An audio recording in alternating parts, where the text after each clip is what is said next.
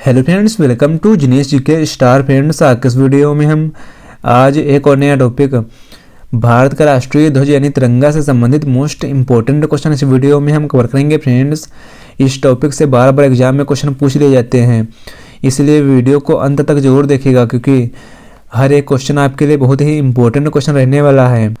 चलिए शुरू करते हैं। पहला क्वेश्चन है, भारतीय राष्ट्रीय ध्वज को किस तिथि को आधिकारिक रूप से अपनाया गया था? देखिए, भारतीय राष्ट्रीय ध्वज को आधिकारिक रूप से अपनाया गया था। सही आंसर है ऑप्शन सी, 22 जुलाई 1947 में।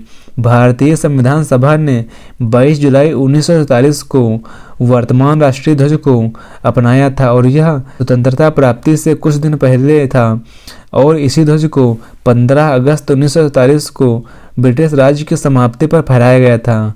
अगला क्वेश्चन है, राष्ट्रीय ध्वज में अशोक चक्र की कितनी तीलियां होती हैं? देखिए, राष्ट्रीय ध्वज में अशोक चक्र की तीलियां हैं। सही आंसर है ऑप्शन बी, 24 तीलियां हैं।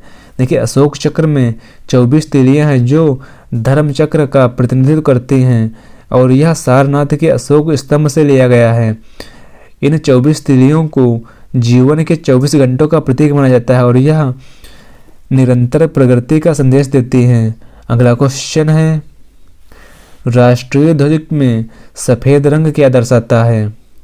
देखिए, राष्ट्रीय ध्वज में सफ़ेद रंग दर्शाता है। सही आंसर है ऑप्शन ए, शांति और सत्य। देखिए, राष्ट्रीय ध्वज में मध्य का सफ़ेद रंग यह शांति और सत्य का प्रतीक है और यह भारत के धार्मिक और नैतिक मूल्यों को भी दर्शाता है और इस पट्टी पर स्थित धर्म चक्र न्याय और धर्म का प्रतीक है। अगला क्वेश्चन है, राष्ट्रीय ध्वज की लंबाई और ऊंचाई यानी चौड़ाई का अनुपात क्या है? देखिए, भारतीय राष्ट्रीय ध्वज का लंबाई और चौड़ाई का अनुपात है। सही आंसर है ऑप्शन ए, 3:2 है। देखिए, भारत के राष्ट्रीय ध्वज की लंबाई और चौड़ाई का अनुपात 3:2 है, जिसका अर्थ है यदि ध्वज की लंबाई 3 है तो उसकी चौड़ाई 2 होगी। यह भारतीय ध्वज संहिता 2002 के अनुसार निर्धारित है। अगला क्वेश्चन है, किस वर्ष भारतीय नागरिकों को किसी भी दिन तिरंगा फहराने की अनुमति मिली है? सही आंसर है ऑप्शन सी, वर्ष 2002 में।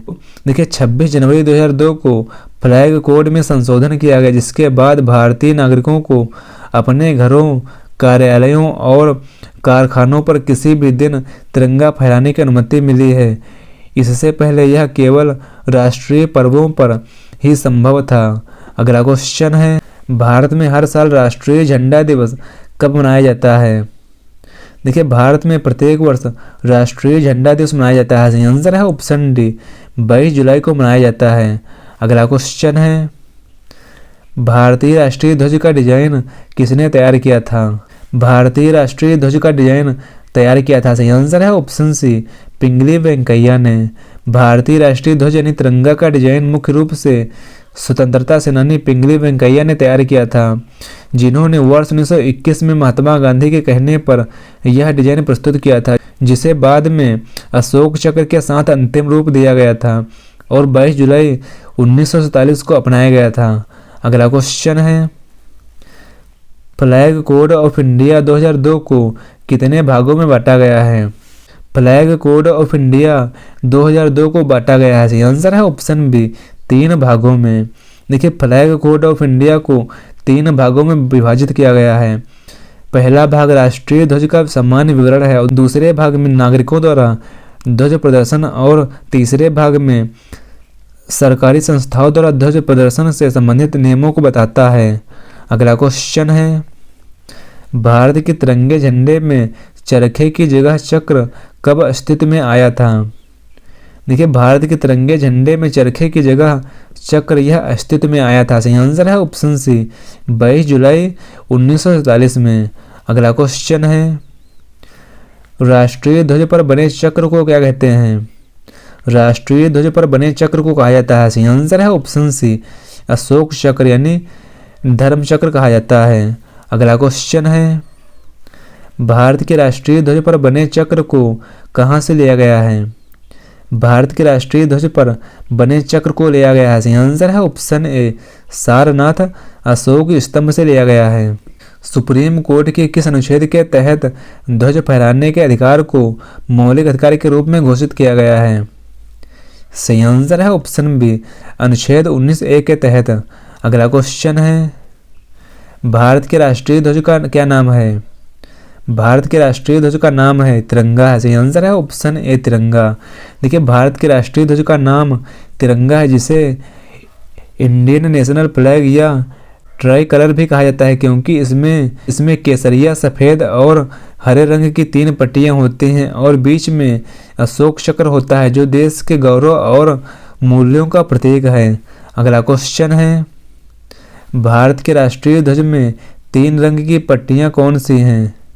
देखिए, भारत के राष्ट्रीय ध्वज में 3 रंग की पट्टियां हैं। सही आंसर है ऑप्शन ए, केसरिया, सफ़ेद और हरा रंग।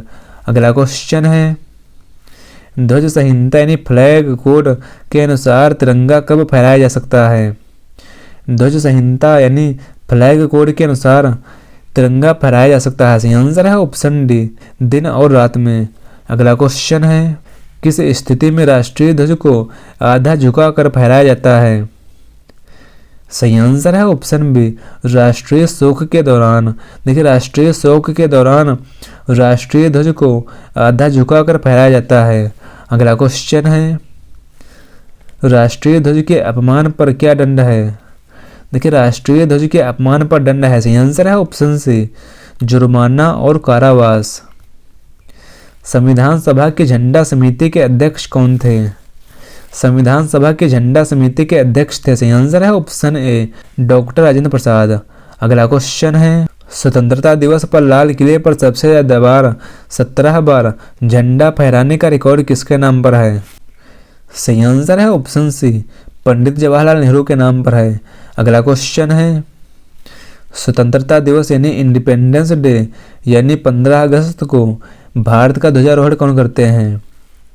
सही आंसर है ऑप्शन ए, भारत के प्रधानमंत्री करते हैं। देखिए, स्वतंत्रता दिवस यानी 15 अगस्त को ध्वजारोहण करते हैं, भारत के प्रधानमंत्री करते हैं, और 26 जनवरी को ध्वजारोहण करते हैं भारत का राष्ट्रपति। अगला क्वेश्चन है, 26 जनवरी यानी गणतंत्र दिवस, रिपब्लिक डे के दिन ध्वजारोहण करते हैं। सही आंसर है ऑप्शन बी, भारत का राष्ट्रपति करता है। अगला क्वेश्चन है, यह कथन किसका है? एक ध्वज न सिर्फ हमारी स्वतंत्रता बल्कि सभी लोगों की स्वतंत्रता का प्रतीक है। सही आंसर है ऑप्शन ए, पंडित जवाहरलाल नेहरू का कथन है। देखिए, पंडित जवाहरलाल नेहरू का कथन है, एक ध्वज न सिर्फ हमारी स्वतंत्रता बल्कि सभी लोगों की स्वतंत्रता का प्रतीक है। फ्रेंड्स, यह क्वेश्चन इस वीडियो का लास्ट क्वेश्चन है। देश के किस कानून के तहत तिरंगे को फहराने नियम निर्धारित किए गए हैं? सही आंसर है ऑप्शन सी, ए और बी दोनों।